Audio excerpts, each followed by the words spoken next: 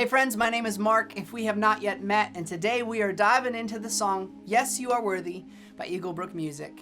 You may have noticed from the beginning that this is a very simple arrangement. There's not a lot of parts, not a lot of pieces going into the song. You have the piano, this auxiliary octave piano, which we'll dig into in a minute, and then you have strings and live guitars, and that was really intentional, really by design, because this song from the beginning, for us, feels like a song that we want to still be singing 15 years from now.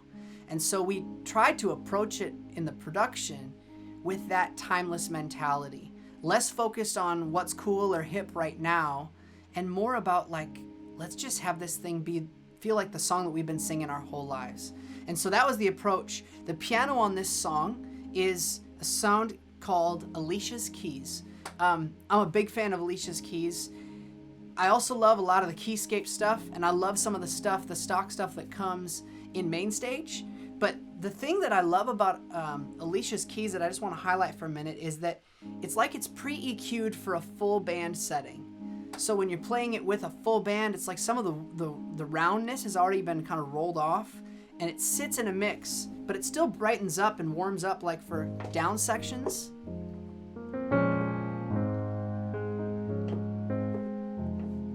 But it also will punch. And so it felt perfect for this song. This sound, one of the things, kind of an interesting tidbit about this particular keyboard patch, if you're familiar with the song Oceans by Hillsong, that was one of the first times that it really kind of made its mark. That's the sound that was used for that song. And so it's kind of got that signature sound that you might be looking for. But anyway, that's all that's going on with the piano. It's just that simple piano thing. Then there's a second part, which is really just a dual piano patch that's built into Keyscape. I'm going to pull that up right now and we'll take a look at that together. Okay, so this sound is literally, it's just a plug and play stock, and it kind of gives you a little bit of that bell-like thing.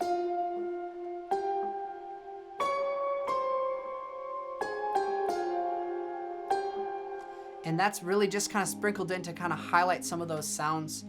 We really kind of leaned into the strings. We had a live real string player track on this. We really wanted to kind of have that heavenly anthem feel to this song. And so, as we were to approach this song live, I would stick with the simple piano part on keys, let that thing shine, and let the strings come around, and let the guitars be wide open. The more open that we play this song, I think the bigger it's going to feel. Which kind of feels counterintuitive, because usually we think if I play more notes, it's going to feel fuller and bigger.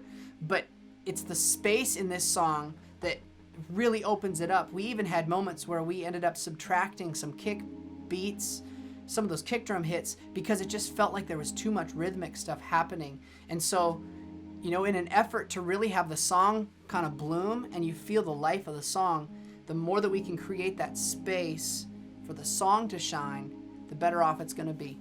So it's a little bit of a tidbit for you today on this song. I just want to say thank you to each and every one of you for serving and doing your part to build the church and to use your gifts for God to lead people closer to Himself. Have a great day.